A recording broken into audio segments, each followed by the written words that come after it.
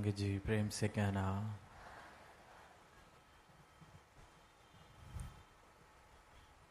आज दिल्ली के इस मैदान में ये भव्य नज़ारा, ये सुंदर रूप बना है और बात करी जा रही है भक्ति की, मानवीय गुणों की, यशोगान किया जा रहा है इस अविनाशी का, इस दातार प्रभु का। आवाज़ दी जा रही है कि ये जिसे दूर समझा जा रहा है, जिस परमात्मा को कथनी सुननी तक सीमित रखा जा रहा है, ये अंग संग बसता है, प्राप्त करने योग्य है। जिसने पाया है उसने यही आवाज़ सारी ही मानवता को देने का प्रयास किया है कि इस अंग संग बसने वाले को दूर ना समझा जाए। ये जो हमारे अंग संग बस रहा है, हमारे घट में बस रहा है, जिसके अंदर इस सारी सृष्टि का वास हो रहा है, इसको दूर ना समझा जाए। कहीं मानवता की भी वही जल में मीन प्यासी मोहे सुन सुन आए हासी वाली अवस्था न रह जाए। जो मानव इस परमात्मा रूपी समुद्र में है, फिर भी प्यासा है, फिर भी वांझा है, तो उस मानव को आवाज़ दी जा रही है कि ये अंग संग बसने वाली सत्ता को कथनी सुननी तक सीमित ना किया जाए, प्राप्त कर लिया जाए, दर्शन कर लिए जाए। इसके साथ प्रेमा भक्ति वाला रिश्ता जोड़ लिया जाए जो एक भक्त और परमात्मा में होना चाहिए। जो सही मायनों में एक भक्त और परमात्मा में रिश्ता अगर स्थापित होता है तो ये प्रेमा भक्ति के भाव वाला ही रिश्ता होता है। पर वो मुमकिन तभी है जब इस अविनाशी के दर्शन मैं कर लूं, मेरा जीवन उज्जवल हो जाए, रोशन हो जाए। अज्ञानता की जो ये आंख पर पट्टी बंधी है, संत आवाज देते हैं और ये पट्टी खोल देते हैं ताकि फिर रोशनी दिखाई देने लगे। अंधकार से मेरा जीवन प्रकाश की ओर आ जाए। पर इंसान की, संसार की, मानवता की हालत कुछ इस प्रकार हो रही है कि जो गुण जिन्हें मानवीय गुण कहा जाता है, जिन्हें दिव्य गुण कहा जाता है, जो ये बात कही जाती है कि परमात्मा ने इंसान को अपनी सर्वश्रेष्ठ यूनि की तरह बनाया, अपनी ही छवि में बनाया, अपना रूप इसमें बसता है, तो जो इंसान का मूल स्वभाव है, मूल रूप है, वो ये अविनाशी सत्ता ही है। तो जो ये गुण हैं, प्रेम वाले, सहनशीलता वाले, विशालता वाले, ये गुण जब इस परमात्मा को इंसान प्राप्त कर लेता है तो ये सहज में ही ये गुण जीवन में आ जाते हैं, क्योंकि ये जीवन से कभी दूर होते ही नहीं। ये तो इंसान के वो स्वाभाविक गुण हैं जो इसमें बसते हैं। पर क्योंकि ऊपर न जाने कितनी भ्रमों की पट्टियां, कितनी धूल मिट्टी जो चढ़ जाती है, तो अपने स्वभाव से ही इंसान बेखबर। और अक्सर आजकल हालत देखते हैं इंसान की कि प्रेम को महसूस करने की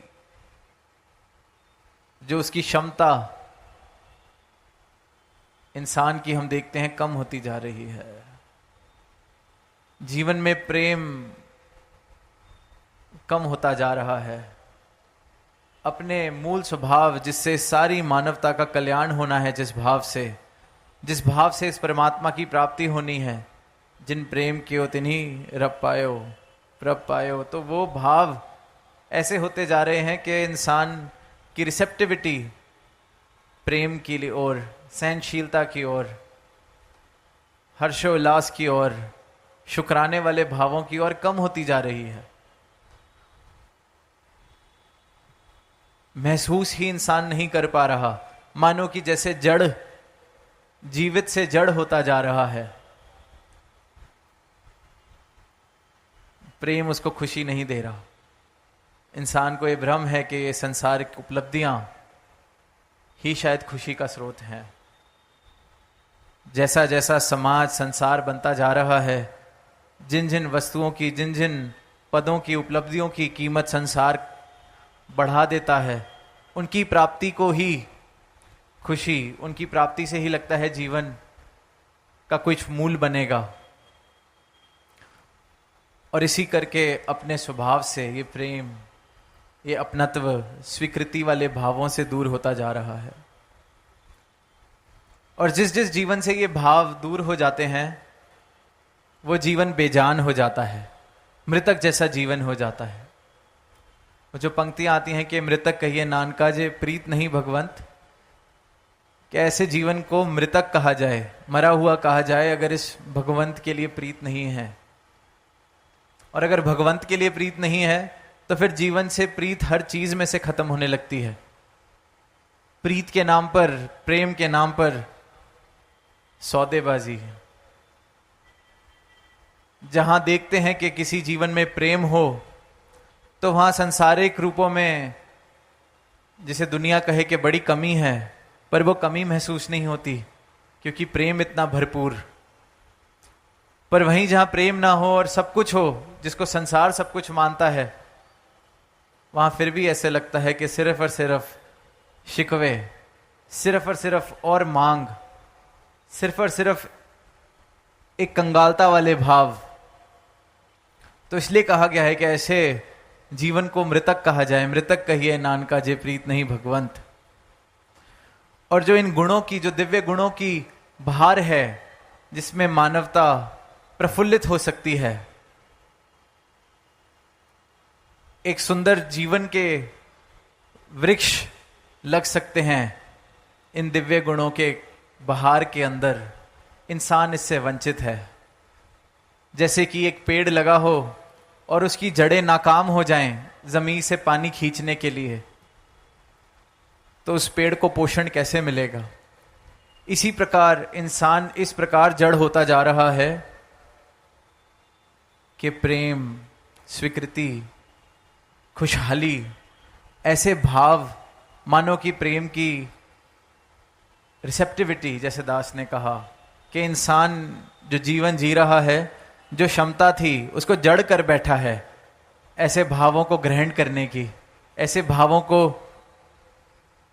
महत्वता देने की, ऐसे भावों को महसूस करने की। प्रेम महसूस ही नहीं कर पा रहा है इंसान, तो बाहर कहां से आएगी?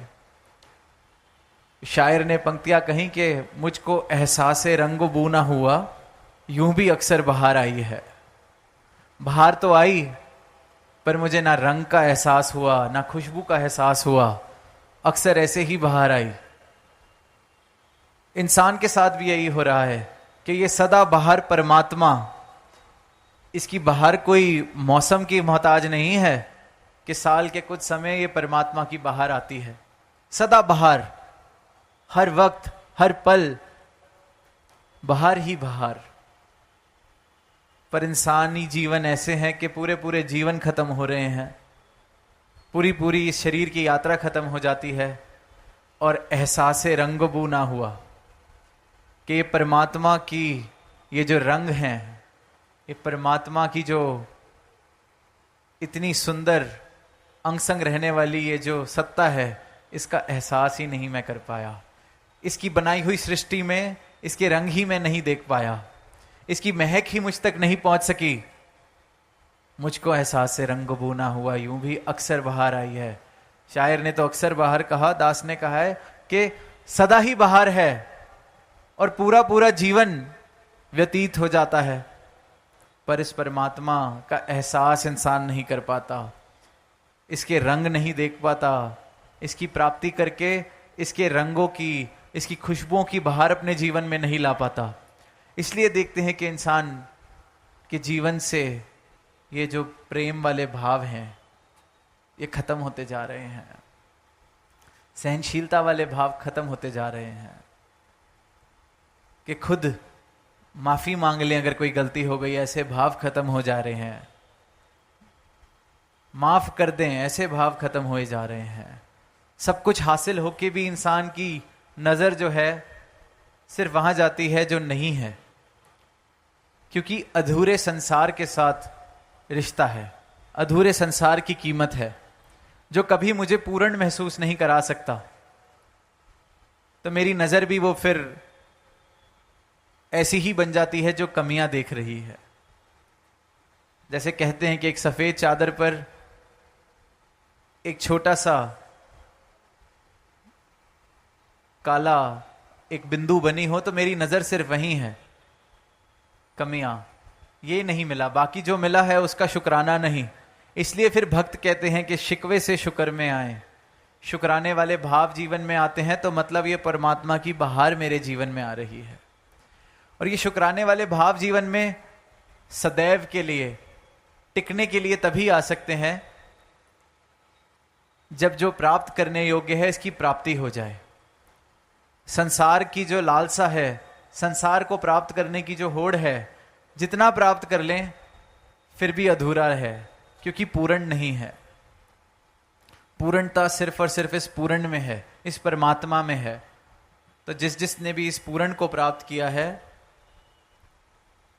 उसने फिर शुक्राना किया है, क्योंकि उसके जीवन में अब कोई सांसारिक उपलब्धियां वाद घाट नहीं कर सकती कि ये मिल गया तो आज मेरे जीवन की कीमत बढ़ गई, ये कोई ले गया मुझसे तो मेरे जीवन की कीमत घट गई, स्टॉक मार्केट का लूची हो गई तो मेरे जीवन की कीमत बढ़ गई, कल स्टॉक मार्केट कम हुई, मेरा दिवाला निकल गया तो मेरे जीवन की कीमत घट गई। भक्त जो है अपने जीवन की कीमत इन संसारिक उतार चढ़ावों से नहीं लगाता, क्योंकि उसको अपनी सही कीमत, अपना मूल मिल जाता है, ये परमात्मा मिल जाता है। अब ये जो असीम सत्ता है, अविनाशी सत्ता है, अकाल पुरख है, इसको कौन, ऐसी कौन सी उपलब्धि देकर इसकी हम कीमत बढ़ा सकते हैं या घटा सकते हैं? ऐसा क्या इस परमात्मा को दे देंगे जिससे ये बढ़ जाए, या इससे ऐसा क्या ले लेंगे जो ये घट जाए? इसी प्रकार जो भक्त है, जिसने इस परमात्मा को प्राप्त कर लिया, उसका जीवन भी पूर्ण हो जाता है, क्योंकि पूर्ण से जुड़ गया। तो फिर उस जीवन की भी कीमत इन संसारिक उपलब्धियों के आने जाने से नहीं है।